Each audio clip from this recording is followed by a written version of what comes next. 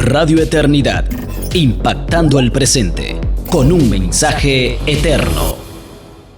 Sean bienvenidos a Perspectiva y hoy tenemos un tema sumamente delicado, del cual nos sentimos, incluso nuestros corazones se sienten tristes al hablar de este tema, ya que 3 misioneros perdieron la vida en Haití y lamentablemente a manos de bandas armadas.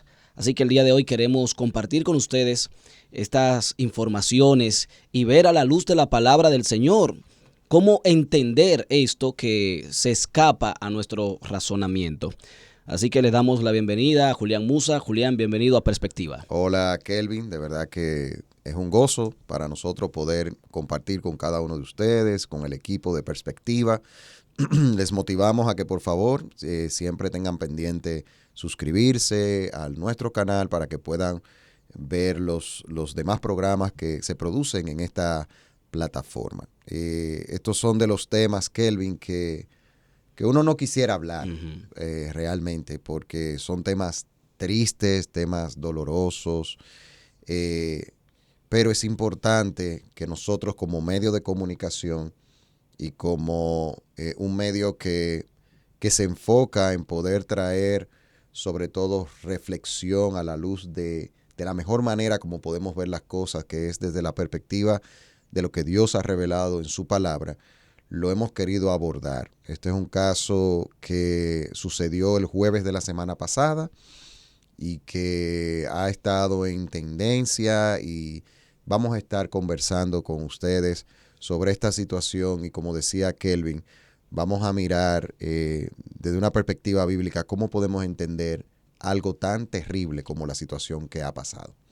Poniendo en contexto a nuestros oyentes y los que nos están viendo a través de la plataforma de YouTube, 3 misioneros, 3 personas que están haciendo una obra o que estuvieron haciendo una obra muy buena, maravillosa en Haití, relacionada con niños, un orfanato, dándole el cuidado necesario, proveyendo para ellos, fueron asesinados, murieron a manos de estos grupos que se han levantado y han tomado el control de gran parte de Haití. El 80%. Increíble. De Puerto Príncipe. Increíble, un número tan alto como ese. Y entonces nosotros nos sale esta noticia, sí, vemos lo que está pasando y comenzamos a tratar de entender lo que está sucediendo. Primero sabiendo que Haití está peligroso. Pero, Julián, estos 3 misioneros, ¿quiénes eran? ¿De dónde venían? ¿Y por qué tú piensas que quizás ahí en aquel lugar sucede esto con ellos? Sí, ellos pertenecían a un ministerio de Estados Unidos llamado Misión en Haití. Este ministerio, estamos hablando específicamente de que fueron asesinados la semana pasada Jude Montis, director local de Misión en Haití, y la pareja de jóvenes casados, David y Natalie Lloyd. Ellos pertenecían a esta institución. La situación ocurrió en Lizón, Puerto Príncipe. Misión en Haití es una institución que ha estado trabajando desde el año 2000 en Haití. Tiene más de 2 décadas trabajando en Haití. Fue fundada por David Lloyd, el papá del hoy fenecido, que se llamaba igual que su padre, David Lloyd. El enfoque de esta institución, se lo voy a leer, el objetivo, porque es bueno que ustedes lo escuchen, es ver que el Evangelio de Cristo marque una diferencia en la vida de los jóvenes. En el caso de Natalie y David, ellos se casaron en el 2022 y inmediatamente se fueron a ser misioneros a tiempo completo en Haití, donde, como tú mencionabas, ahí ellos esa misión tiene 2 orfanatos. En una es mixta de varones y hembras, niños, y en otro de los orfanatos solamente niños. También han creado una panadería, una iglesia, una escuela. Estamos hablando de un ministerio que ha estado haciendo una hermosa labor a nivel de lo que es llevar el evangelio y también mostrar obras de misericordia a niños que ciertamente tienen, humanamente hablando, ¿verdad?, un futuro incierto. Y han estado haciendo un trabajo por 2 décadas ahí. Fueron asesinados por pandilleros que primero los secuestraron, les robaron pertenencias y entonces luego, por un tema ahí entre pandillas, pues lo asesinaron a tiros. Esa es la información general que hay. Razones. Lo único que podemos ver es la violencia que hay en Haití cobró esas vidas. O sea, no hay razones específicas hasta ahora que muestren por qué se hizo. Estamos hablando de que eran 2 estadounidenses, 2 nacionales de Estados Unidos. No es la primera vez que pandillas asesinan a misioneros en Haití, Sí, exacto. Y extranjeros. No es la primera vez. Pero es el resultado de un lugar como Puerto Príncipe, donde no hay seguridad de ningún tipo. Y eso fue lo que pasó. No estamos hablando, por lo menos la información no habla de, primero, secuestro para pedir dinero por rescate, Ajá, no. porque generalmente vemos, recuerda el caso de aquella cantidad de misioneros que fueron secuestrados. Sí. Este caso es totalmente distinto porque estamos hablando de un asesinato, o sea, mataron a estos misioneros, pero no se habla de secuestro, aunque sí se sabe que ellos fueron previamente en algún momento torturados. Sí, porque fue como una fueron como 2 sucesos que pasaron el mismo día. Primero fueron torturados y les saquearon el lugar donde ellos vivían, fue saqueado, y luego más adelante, pues entonces viene la información de que fueron asesinados. O sea, pero es como te mencionaba, o sea, es el resultado de una nación que necesita con urgencia que los organismos internacionales den el paso a frenar el avance de estos grupos paramilitares, de estos grupos armados, de estos grupos que son peligrosos y que están cobrando la vida de muchas personas. De hecho, recientemente hubo un caso que fue lo que marcó la terrible situación de Haití, que fue cuando abrieron las cárceles. Exacto. Y soltaron a los presos. Eso te habla de un lugar que lo que se está viviendo es la ley de la selva. Es una anarquía. Estamos hablando donde ellos tienen el control, las pandillas tienen el control de gran parte de Haití, en este caso de Puerto Príncipe. Ellos hacen lo que quieran y de hecho recuerdo cuando los misioneros fueron secuestrados. Tú sabes que Estados Unidos no tiende a negociar con terroristas. Sin embargo, de alguna manera hubo un resultado, digamos que favorable, claro, para los misioneros, pero también para los pandilleros, porque no fueron rescatados los misioneros. Ellos escaparon. Sino más bien que sucedió algo que lograron luego, más adelante. Sí. Así que, ¿qué es lo que pasa con Haití y qué es lo que pasa con esos grupos? Y esas organizaciones o esos organismos internacionales que deben tomar cartas en el asunto y como que le dan larga, y ahora vemos los resultados de no tomar las medidas a tiempo.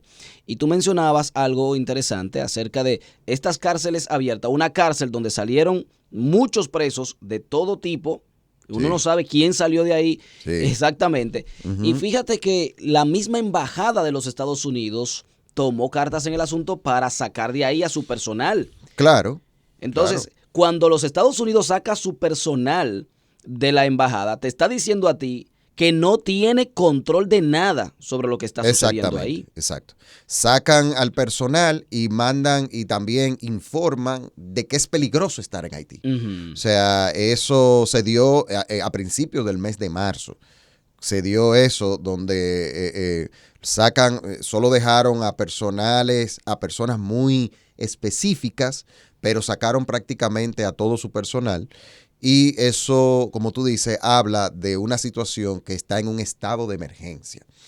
nosotros vemos que dentro de las informaciones de lo que sucedió ese día con ellos salían de un culto, de un culto de jóvenes, y ahí fue que se dio toda esta terrible situación. Hay algo que también es bueno nosotros mencionar aquí, y es lo siguiente. El padre de David, vamos a ver esta información un poquito más de cerca aquí, conforme a cómo él estuvo dando esa información. Cuando se abrió esto de que se reanudaron los vuelos, que eso fue la semana pasada, en el aeropuerto Toussaint Louverture de Puerto Príncipe, el papá de ellos, el papá de David, porque en el caso de David, es bueno decir que, según las informaciones que hemos leído, esta gente ama Haití. Sí, exacto. O sea, es muy triste esta situación porque estamos hablando de personas que han dedicado esfuerzo, que han dedicado una entrega, que han hecho de Haití su nación. O sea, Misión en Haití, según las investigaciones que estuvimos haciendo, mirando su página y demás, ama Haití. Y David fue criado, porque estamos hablando de un joven de 23 años, y que aprendió desde pequeñito, él aprendió a hablar el creol. Y su sueño era ser misionero en Haití, desde niño. O sea, estamos hablando de gente que lo único que ha hecho es ser de bendición para esa nación. Y mira qué triste ver cómo sus vidas fueron cegadas de una manera tan inhumana, tan brutal, con tanta maldad. Y una de las cosas que dijo su papá, que le dijo a la cadena CNN, dijo que ellos, sus hijos, ¿verdad?, aun cuando tuvieron la oportunidad de irse, no lo hicieron. Tomaron la decisión de quedarse incluso cuando todo empeoró. Y mira la razón por la cual estos jóvenes se quedaron. ¿Por qué se la pregunta? O sea, ¿por qué ellos se quedaron?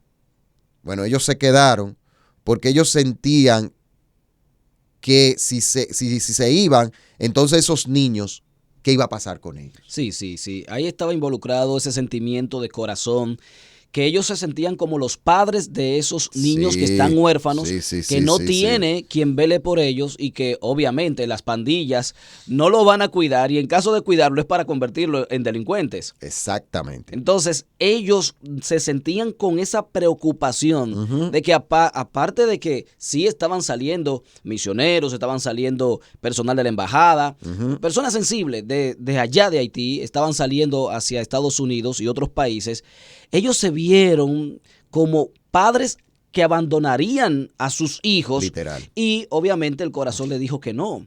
Así que se quedaron ahí aún a sabiendas de los peligros que estaban corriendo. De alguna manera podemos hablar de una convicción que ellos tenían acerca de lo que estaban haciendo y del cuidado para ellos. Así es. Y una información también que es bueno resaltar aquí es que el papá de Natalie, estamos hablando de que el papá de David, los padres de David, fueron los fundadores de Misión en Haití, pero el padre de ella es un congresista. Así es. Es un congresista. Estamos hablando del señor Ben Baker.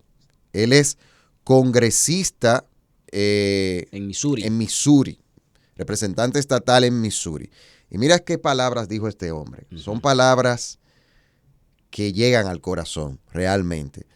Él le dijo a CNN, le dijo lo siguiente: no creo que se pueda encontrar un mejor ejemplo de personas que realmente tenían un profundo amor por el pueblo de Haití y velaban para ayudarlos en todo lo que podían, e influyeron mucho en los distintos ministerios en los que participaron. O sea, estamos hablando de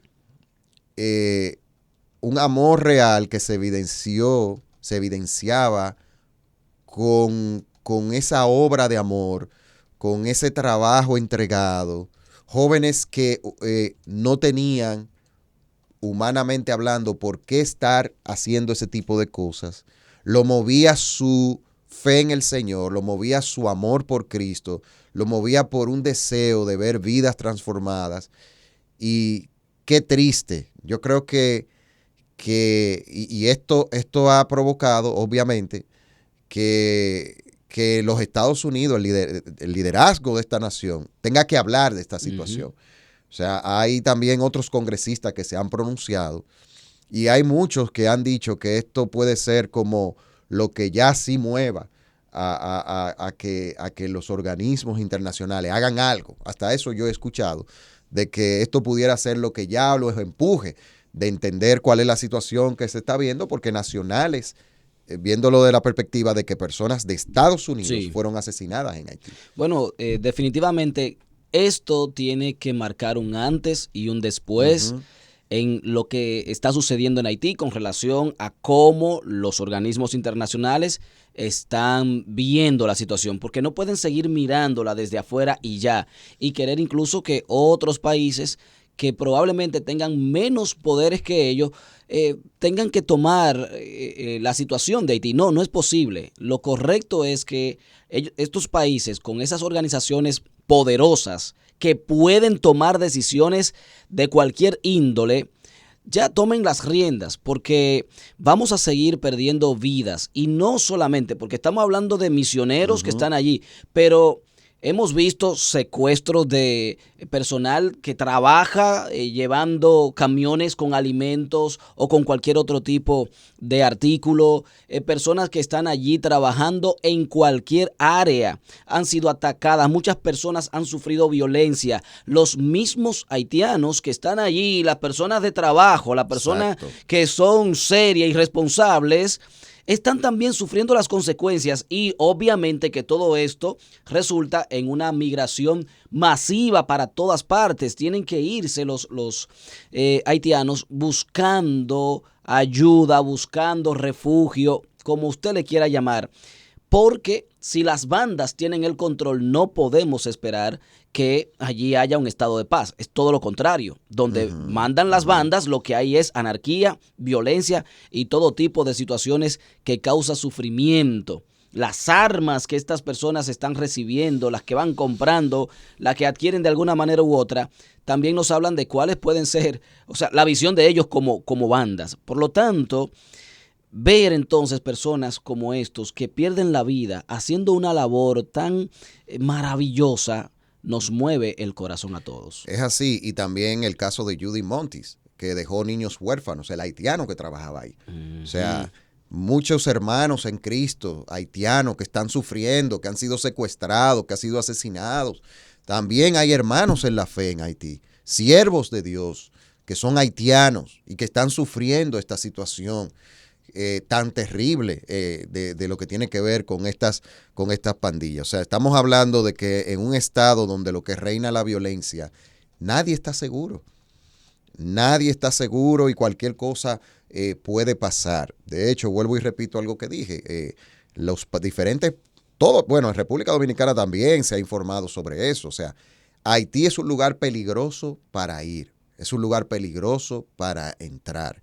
Y estos jóvenes, nosotros vemos que dieron su vida, Kelvin y ustedes que están mirando ahí, dieron su vida por la causa del Señor. Dieron su vida por la causa del Señor, y yo creo que ahora es un buen momento para que nosotros podamos, desde una perspectiva bíblica, analizar este caso. Mirar esto de esta acción de estos jóvenes que, a pesar de que se había pronosticado de que no debían personas de otros países ir a Haití, ellos estuvieron ahí. A pesar de que tuvieron la oportunidad de salir de Haití, ellos se quedaron en Haití. A pesar de que las cosas se pusieron de una manera que aún hasta la embajada de Estados Unidos sacó personal, que eso es mucho decir, porque cuando vemos que un país saca personal de su embajada, el asunto es grande, o sea, no es pequeño. Cada vez que usted vea que una embajada saca su personal de una nación, es un asunto grande, porque estamos hablando de que son las personas que representan a ese gobierno ahí. O sea, las embajadas en los diferentes países son tierra, ese pedazo de tierra donde está esa edificación de las embajadas es tierra de esa nación. Correcto.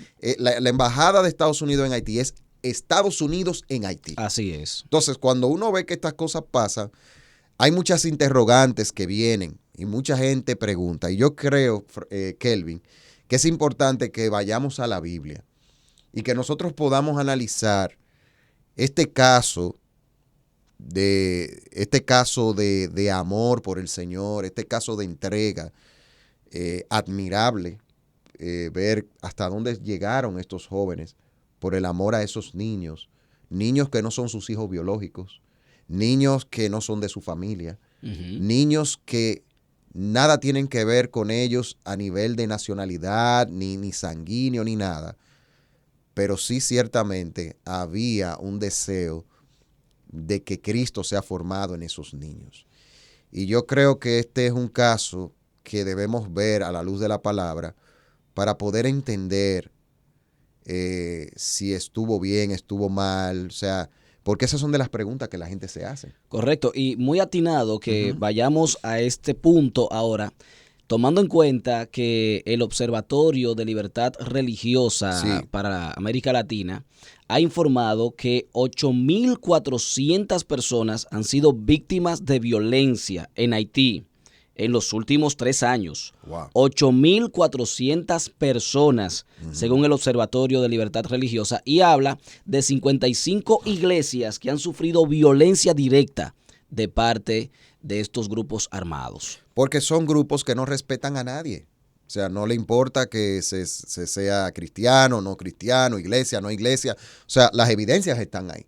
Estamos hablando de grupos que donde la violencia es lo que mueve su accionar y sus intereses y digamos que su fortaleza está en eso mismo, en producir el miedo, en hacer daño y demás. Eso es lo que le va dando la fuerza y el poder que tienen, porque es un poder que se ha impuesto en la nación de Haití. Las 55 iglesias que te hago mención no solamente sufrieron violencia, tuvieron que cerrar. Actualmente están cerradas según el observatorio. Exactamente. Entonces, yo creo que para nosotros poder entender esta parte de o sea, estuvo bien, estuvo mal, porque muchas cosas vienen a la mente, porque no se fueron, porque se quedaron y demás.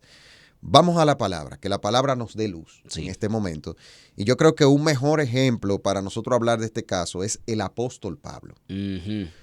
Porque si hay alguien en la Biblia, en el Nuevo Testamento, que se involucró directamente con la obra misionera, eso cuando hablamos de obra misionera, estamos hablando de la expansión del evangelio en otros lugares, de la expansión de la fe cristiana, de la predicación del evangelio, de llevar la luz de Cristo a diferentes lugares, más allá de su nacionalidad, más allá de su lugar donde vive, fue el apóstol Pablo. Así es. Y el apóstol Pablo se vio en situaciones donde vemos que fueron muy difíciles. Y vemos que Pablo se vio en situaciones donde tuvo que huir cuando el peligro era inminente, pero también vemos a un Pablo que no huyó cuando el peligro era inminente, sino que se quedó para propagar el evangelio. Y vamos a la Biblia, Kelvin. Vamos a ver los dos ejemplos y de ahí vamos a comentar.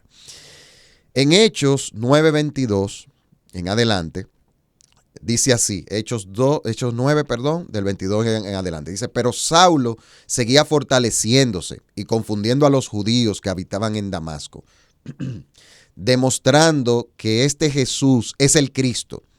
Después de muchos días, los judíos tramaron hacerse de él, pero su plan llegó al conocimiento de Saulo.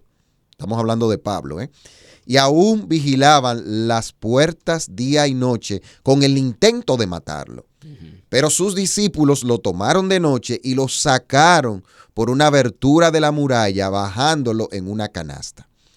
Sobre este hecho, el apóstol Pablo habla en 2 de Corintios, capítulo 11, del 32 al 33, y dice, en Damasco el gobernador, bajo el rey Aretas, vigilaba la ciudad de los damasenos, con el fin de prenderme, pero me bajaron en un cesto por una ventana en la muralla y así escapé de sus manos. Eso fue en el contexto cuando él estaba diciendo, dando las evidencias de su apostolado. Así es.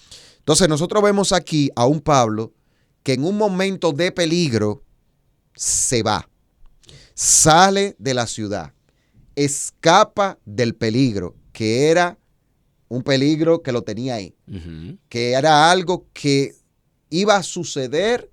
Si él no se iba, le iba a suceder. Pero ahora vamos a otro ejemplo donde la actitud de Pablo no fue irse. Y es en Hechos 21, del 7 al 14. Hechos 21, del 7 al 14. Dice, terminando el viaje desde Tiro, llegamos a Tolemaida.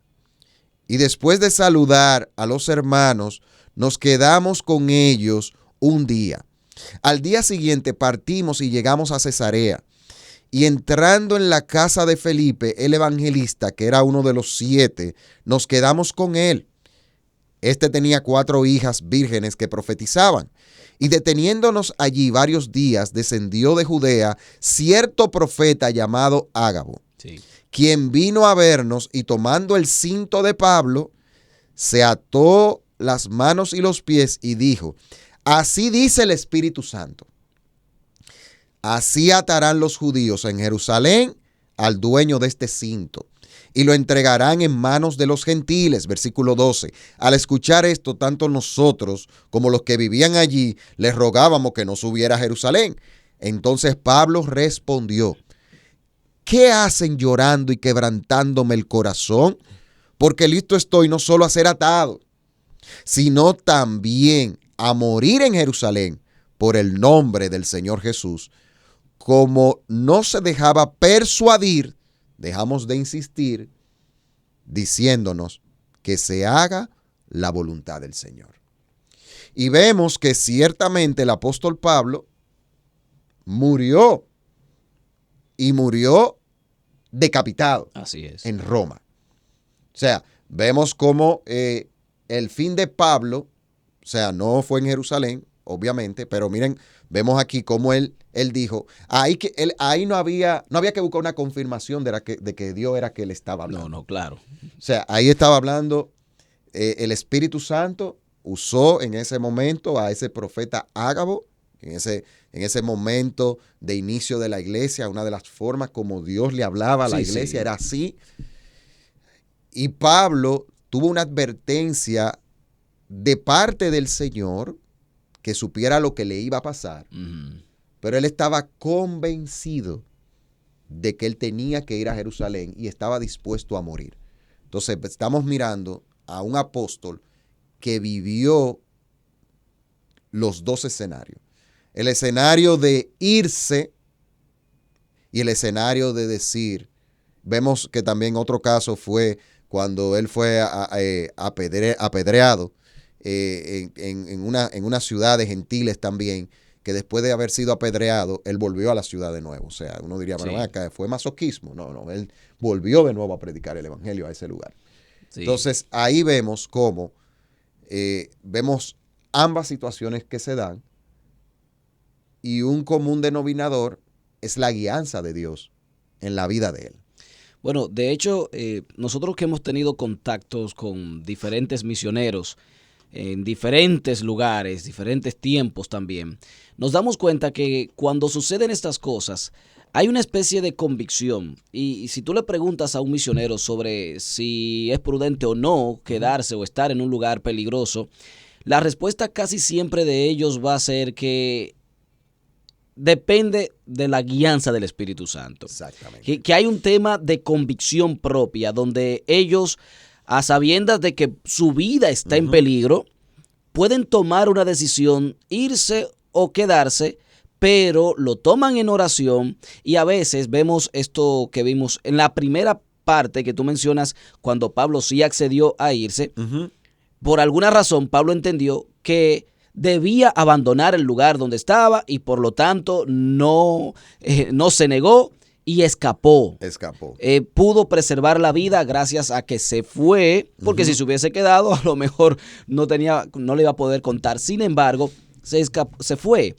Entonces, eso me dice a mí, Julián, y me imagino que quizá la misma lectura tú la tienes, el Espíritu también lo convenció a él en ese momento de que lo mejor era irse. O sea, fue un asunto de la convicción del Espíritu Santo en él. No miedo, más bien me tengo que ir. Sé que estoy dejando algo aquí, pudiera verse tal vez como cobardía, pero el Espíritu Santo me convence a que me tengo que ir. Y en otra ocasión vemos en la segunda parte donde tú mencionas el tema donde Pablo dijo, no, es que no me voy a ir, ni siquiera lloren por mí, vamos, yo me voy a quedar, si tengo que dar mi vida, la voy a dar. Pareciera totalmente contrario a lo otro, o pareciera no es totalmente contrario a lo otro, pero ahí el Espíritu de alguna manera lo está guiando, a pesar de que le hace la advertencia. ¿Cómo tú ves esto? Se lo advierte, pero al mismo tiempo le da la convicción de quedarse. Ajá, le da la convicción de quedarse. Era como una información y digamos que también dentro de ese propósito uno puede ver que también era para enseñarle a los que estaban alrededor. También yo lo veo como una manera de Dios mostrarle a ellos que en este camino uno va a tener situaciones difíciles, pero como Dios es lo más importante, nosotros debemos estar dispuestos, si así el Señor lo determina, y que la manera como vamos a glorificarle a Dios en nuestra muerte sea en el martirio, pues hacerlo. Nosotros vemos aquí cómo el apóstol Pablo fue informado, pero él como quiera siguió porque él estaba convencido. Entonces, la Biblia dice algo que es muy importante también en el Salmo 116:15. Se nos recuerda que estimada es a Jehová la muerte de sus santos. Cada uno de nosotros, el día que nos toque partir de esta tierra, vamos a glorificar a Dios con nuestra muerte de alguna manera. Sí. Porque es estimada la muerte de los santos. Nosotros sabemos que el Evangelio a través del tiempo se ha ido propagando en diferentes lugares con personas que dieron su vida por la causa del Señor. Sobre este caso particular, lo que uno debe de ver es, estos jóvenes dieron su vida, pero nosotros no sabemos cómo Dios va a usar ese acontecimiento de su muerte en favor del Evangelio. Así es. Nosotros viendo el ejemplo de Pablo, nosotros podemos llegar a la siguiente conclusión. Hay una guianza particular del Espíritu Santo con cada uno de sus hijos, donde esa decisión de ellos haberse quedado, habiendo podido salir, nos muestra que había una convicción muy personal que ellos tenían. Sí. Dios en un momento puede decirnos a nosotros, huye, pero en algún momento puede decirnos a nosotros, quédate. Ambas situaciones van a depender mucho de lo que Dios quiera hacer. No podemos decir que el que ellos se hubiesen quedado estuvo mal, porque no sabemos lo que Dios ha querido hacer con eso. No podemos decir tampoco que aquellos, por ejemplo, conozco de misioneros que cuando están en tierras musulmanas, que cuando el radicalismo islámico decide tomar ciertas acciones, ellos salen. No podemos decir que su salida sea pecaminosa. Están pecando porque no se quedaron. No, porque nosotros vemos ejemplos y le pusimos nada más un ejemplo de cada cosa del apóstol Pablo, pero el apóstol Pablo vivió más. Pero claro. Y hubo más ejemplos de irse y de quedarse. Sí. Entonces, el punto aquí es nosotros tener convicción. Lo que sí que uno tiene que estar muy seguro de que Dios quiere que nosotros enfrentemos un peligro particular por la causa del Evangelio. Eso no puede ser que alguien me diga un emocionalismo, no. Yo tengo que estar bien convencido, porque para los que aman a Dios, todas las cosas le ayudan a bien. Es duro lo que vivieron esos jóvenes. Sí. Ahora bien, en ellos también se cumple como siervos de Dios que para los que aman a Dios todas las cosas ayudan a bien. Nosotros estamos convencidos de que ellos están con el Señor, están en un mejor lugar. Y la muerte de ellos, uno no sabe si ha sido la semilla que cayó en tierra para germinar frutos en Haití que nosotros ni sabemos. Así es. Entonces, la posición nuestra, ¿cuál es? La posición nuestra es decir, Cada cual, Dios tiene su trato. Lo que ellos hicieron, si fue bajo la convicción de Dios, no fue imprudencia, no fue nada de eso. Eso no lo sabemos. Ahora bien, si uno está en un lugar donde hay una situación difícil y uno sale, tampoco está pecando. Todo dependerá del trato de Dios con cada cual. En lo personal, para mí es admirable ver lo que estos jóvenes estuvieron dispuestos a hacer, y esperamos en el Señor que uno de los frutos de esta muerte sea que por fin ya se haga algo con esta nación. Una nación que está cobrando la vida de mucha gente. Una nación donde hay unos pandilleros que se creen dioses y que se encargan de destruir vidas. Es triste ver cómo la desnutrición en Haití sigue creciendo, cómo sigue creciendo la orfandad. Uno no sabe todavía las repercusiones del daño que se está haciendo en Haití. No se saben, se irán viendo a través del tiempo. Es tiempo de que esto pare. Debemos orar, hermanos, por los misioneros, tanto los que están en Haití como los que están en otras naciones, que arriesgan su vida por la causa del Señor, que dan su vida por el Evangelio, que están dispuestos a morir.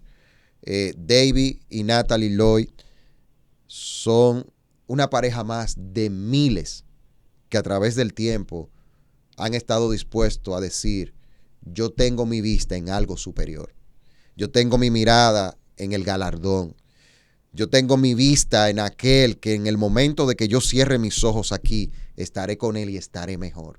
Podemos decir con confianza, aunque sabemos, debemos de orar por esas familias, por el dolor que hay, pero Kelvin, podemos decir con toda certeza que Jude Monteith, David y Natalie Lloyd ahora están mucho mejor que cuando estuvieron toda su vida viviendo en esta tierra. Así es, estamos hablando de 3 héroes de la fe, sí. 3 héroes que fueron a la batalla, pelearon la batalla, y como todo buen soldado sabe que en una batalla puede perder la vida o puede regresar con vida a su casa. En este caso, perdieron la vida físicamente, pero sabemos que el Señor ahora los tiene en gloria y para nosotros ahora son un ejemplo también. Así que gracias a todos por haber compartido con nosotros esta perspectiva del día de hoy. Esperamos que las palabras que hemos compartido con ustedes traigan aliento, un poco también de refrigerio en medio de toda esta situación. Gracias, hasta la próxima. Radio Eternidad, impactando el presente con un mensaje eterno.